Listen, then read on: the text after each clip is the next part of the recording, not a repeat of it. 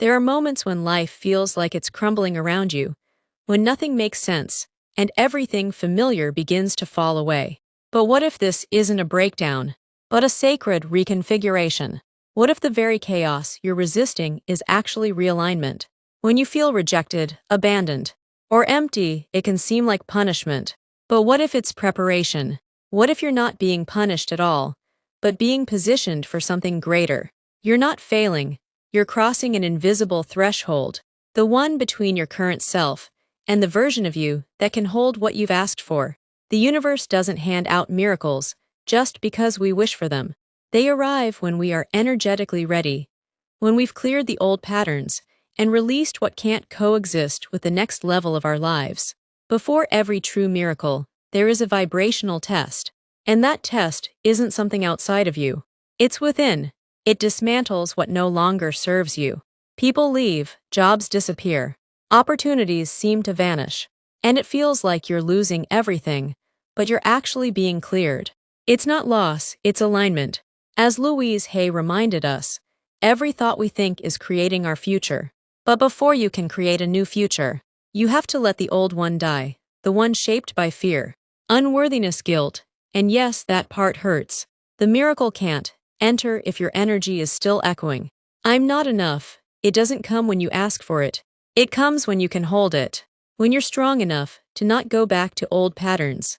And that moment usually follows the hardest one.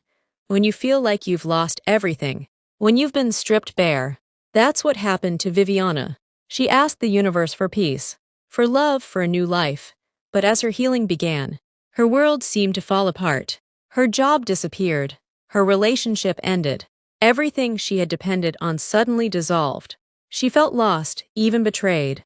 But one night, as she sat in the quiet of her own heart, she remembered a truth. Everything is happening for my highest good.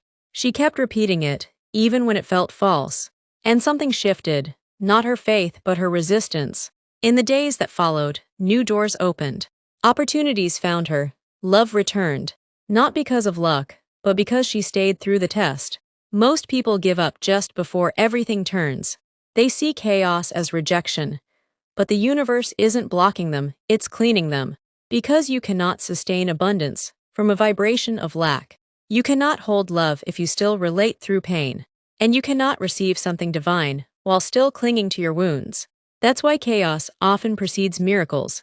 Sometimes the past returns, not to hurt you, but to see if you've truly changed.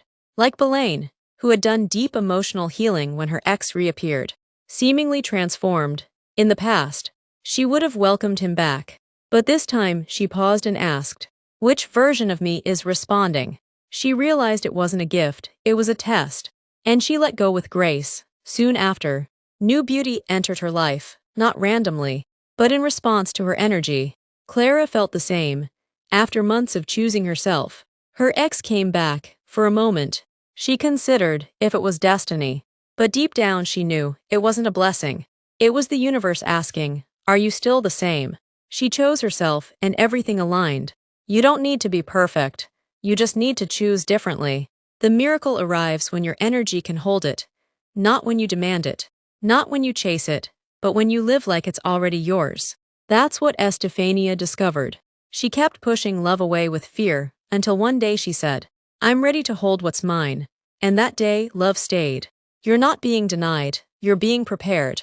You wouldn't be reading this if your soul wasn't ready. So now hold your frequency, align your energy, and wait for what's already yours to find you and stay.